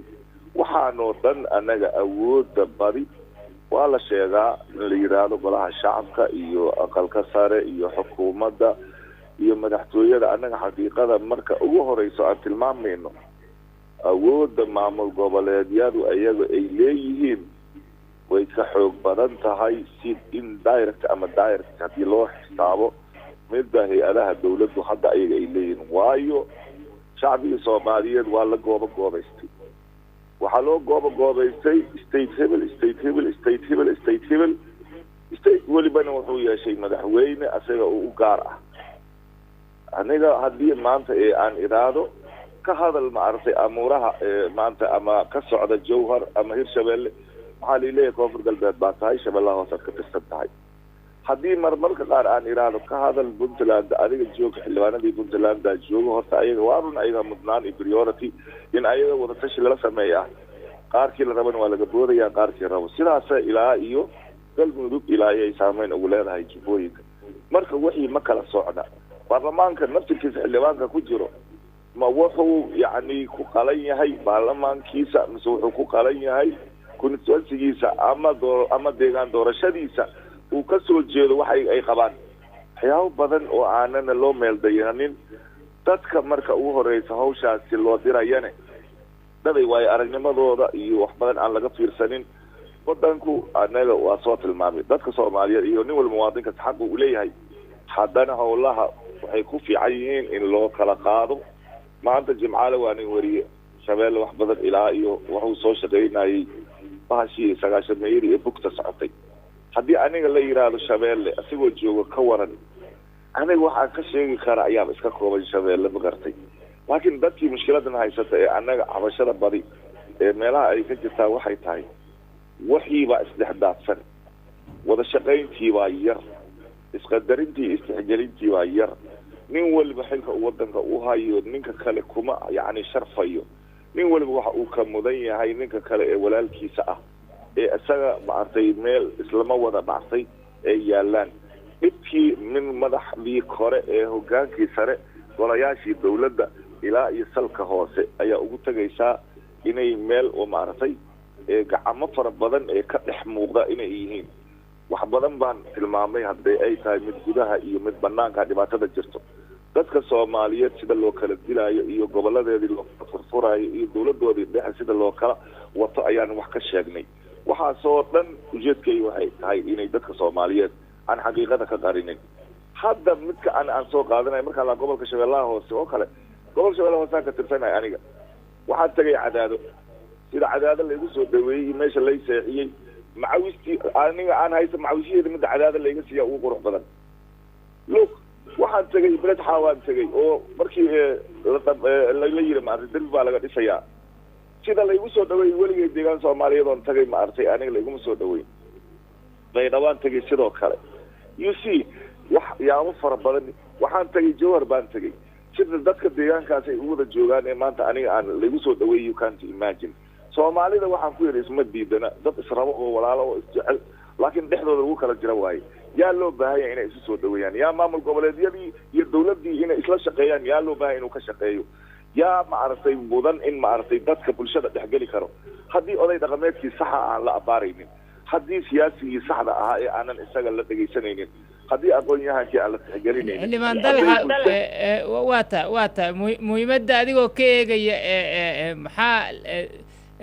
la gudboon dawladda dhexe amaba garsoorka cidday ahaataba haddii maamul goboleedyadu ay hareer maraan go-aan dawladda dhexe ay xaq u leedahay wax weliba horta waxaa ka horeysa wada shaqayn magarta in la helo haddii wada shaqayn la helo waxaa la helayaa yani waxa waaye yani is-ixtiraam in waliba lagu ixtiraamo waxa asaga markaa uu mudan yahay taana waxay dan ugu jirtaa wada jirka fiiri maamul goboleedyadu ingiriiska markii ayaga ay wada tageen weligooda taariikh aan la muujinin ayay muujiyeen madaxweyne farmaajo ay ku daba fayleen maanta maxaa bedelay up to now annaga ma garan karna halkay wax ka qalloocan yihiin iyo meesha ayaga layska arkay iyo maxaa yeelay annaga waxaan idhahdaa laba biyo hoostooda isla muuday meeshay iska taabteen ayagaa og maamul goboleedyadii iyo madaxtooyadii iyo golihii dhexe ee maarata xukuumadda oo siyaasadii ayada ay qaabilsanayd annaga baarlamaan haddaanay ma ogin meesha ayaga iska taabteen cid noo warantay oo xogna siisayna male maamul goboleedyada annaga aan ka tirsannahay xataa inta ay noo yeereen dawladdii dhexe idinkaa wakiil nooga ah waxaasaan ka tirsanaynana ma aysan dhihin dawladdii dhexena ayada mana dhihin maamul goboleedyada idinka aad ka tirsan tihiin dhibkaanay wadaan halkaasay wax ka wadaane la hadla ergeeya xataa nama aysan dhihin nin wada qumanihiisa qoorta ugu jiro dalkeena wuu baaba'ayaa waa tahay in la-aan iyo isfaham la-aan iyo isqadarin la-aan aad buu u mahadsan yahay xildhibaan maxamed cumar dalxa axmed baasto wasiirkii hore arrimaha gudaha galmudug oo wakhtiga aan noo saamaxayn isaguna in aan gunaanadkii siino iyo dhammaan dhegaystayaasha oo maanta barnaamijka aad u soo buuxdhaafinaya wakhtigiisana daqiiqado aad u badan uu sii dhaafayo maadaama maalin jimcaana ay tahay dadku ay salaada jimcaha aadayaan waa u mahad celinaynaa dhammaantood barnaamijka oo maanta aan uga hadlaynay arrinta ku aadan maamul goboleedyada go-aanka ay ku baalmareen dawladda dhexe go-aan ama mowqif ay iska taagtay khilaafka u dhexeeya waddamada khaliijka carabta oo aan idinla socodsiinaya anigoo ah maxamed axmed maxamed jimcaale farsamadana uu ka qaabeynaya injineer mustafa cabdi abshir anagu u mahad celinayna martida nagala qayb gashay brofesor maxamed cumar dalxa iyo wasiirkii hore arrimaha gudaha galmudug axmed baasto intaas ayaan ku saafmeeraynaa tan iyo intaan dib ugu kulmayno barnaamij ka lamid ah waxaan ka tegaynaa sidaas iyo